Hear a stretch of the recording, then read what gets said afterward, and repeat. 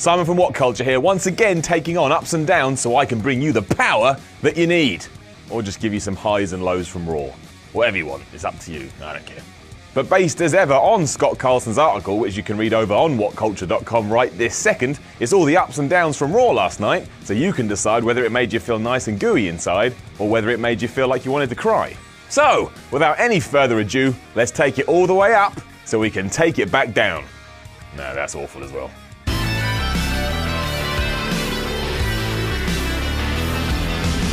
We start with a sad face, as what could have been a highlight for Carl Anderson on Raw soon turned out to be a bit of a nightmare. The man squared off against John Cena, and he didn't get a lick of offense in. Big John just beat the crap out of him, and you were left wondering, what was the point of this? Why couldn't this have been used to shine even the smallest lights on Anderson? If you've seen him in New Japan, the man knows what he's doing. Of course he's not going to beat John Cena, but let him get something in, and people will start to go, wait a minute, this guy's got something. It's a definite down. One of the biggest ups from this week's Raw was the evasion that Dean Ambrose got at the start of Raw. That's what you want from your babyface champion. He comes out, fans are happy, and more importantly, he's happy to see the fans. I tell you who didn't get that. Roman Reigns never got that, and Ambrose seemed like he was genuinely enjoying himself. Finally, we got a champion we can believe in and want to win matches. It's been a long time since we had that. That's a massive up.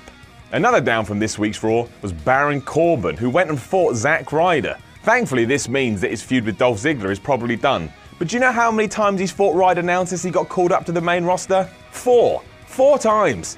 Why can't this man be put in something that allows his character to develop? It's great that he keeps winning because it makes him look like a dominant force. But if you don't give me something to care about, eventually I'm going to stop caring.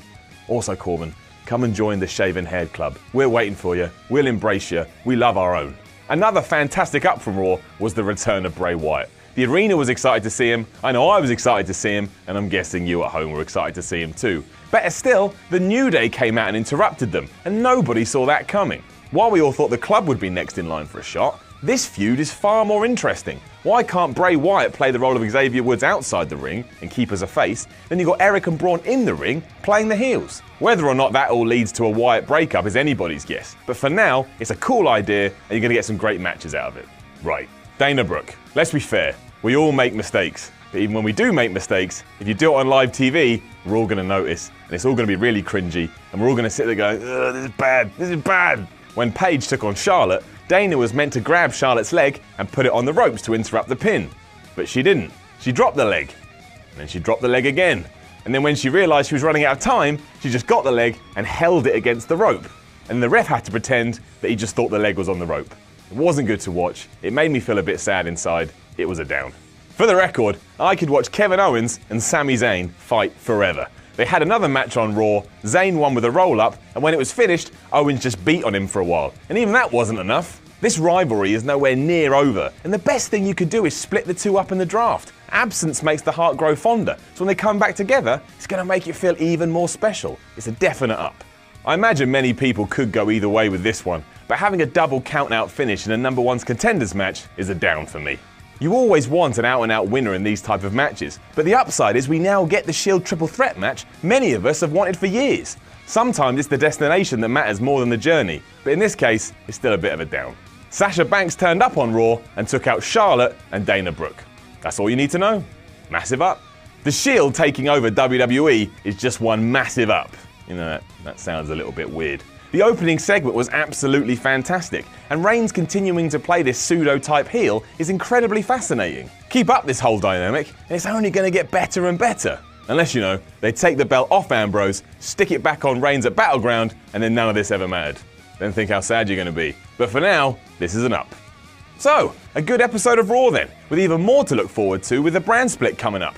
Go and read Scott Carlson's article right now to get even more opinions on Raw, and then leave a comment below so we know what you think.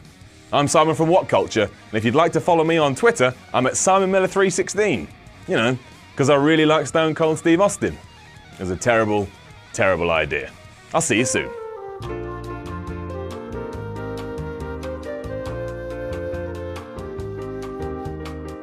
WhatCulture.com are releasing a new magazine about wrestling, and it's called Wrestling. It'll have 140 pages of timeless wrestling content, including a brand new How WWE Should Have Booked written by this virulent son of a bitch.